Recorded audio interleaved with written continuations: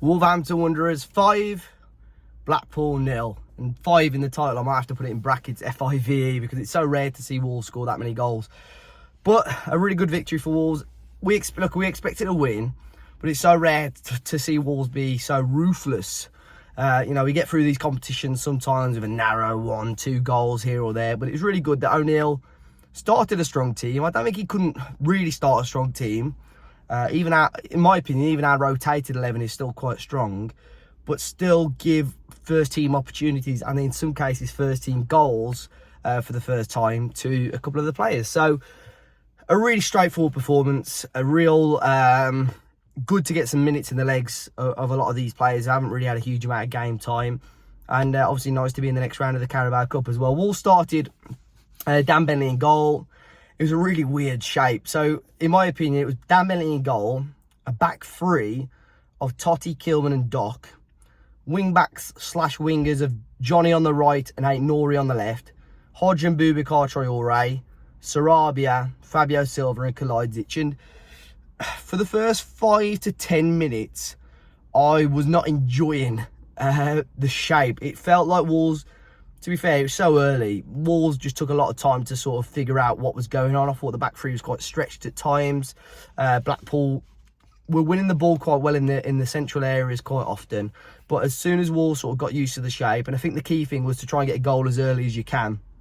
And that's what the Wolves did. 10th minute, Sasha Kalajdzic scores. I think it's quite a good run from Sarabia, gets a shot away and it sort of bounces back up to Kalajdzic, who fires it against the ground and it loops over the goalkeeper. And 2-2 now for Sasha Kalajdzic.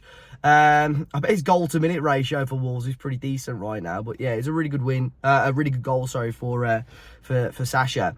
And like I said, it was key to get that momentum and get that second goal as well. Fabio, who I thought worked his socks off today.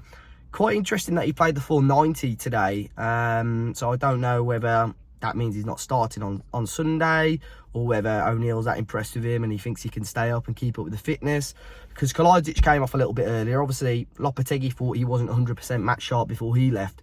But Fabio, again, just worked his socks off for the full 90. Tried to make things happen, unlucky at times. But it was good to see, obviously, him get on the score sheet. Just looked like a confident player. And hopefully that shows again on Sunday against Crystal Palace. And going in at half-time, O'Neill made no changes, but unfortunately was forced to make one. I think Joe Hodge went on a pretty decent run at the start of the second half, pulled up. Hopefully it's nothing too serious for him, but it gave the opportunity for Harvey Griffiths to get his first team debut. So he came on and played the rest of that second half as well. And then eventually we saw Nathan Fraser come on. We saw Alfie Pond come on, both of those for their debuts, as well as Harvey Griffiths in the first team. And we also saw Hugo Bueno come on. And then the final 3 goals, 2 of them were from Matt Doherty. Brilliant work down the right-hand side. Obviously great to see him back on a competitive level in Wolves colours, and just continued being a menace down that right-hand side, getting a couple of those goals. And then finally, the final goal of the game came from Nathan Fraser. A huge deflection to take it past the goalkeeper. But as a young player, and it'll be interesting to see if Nathan gets a loan move out to a League 2, League 1 club before Friday. But he just looked confident, looked like he deserved, and showed why, he should have been on the pitch, really.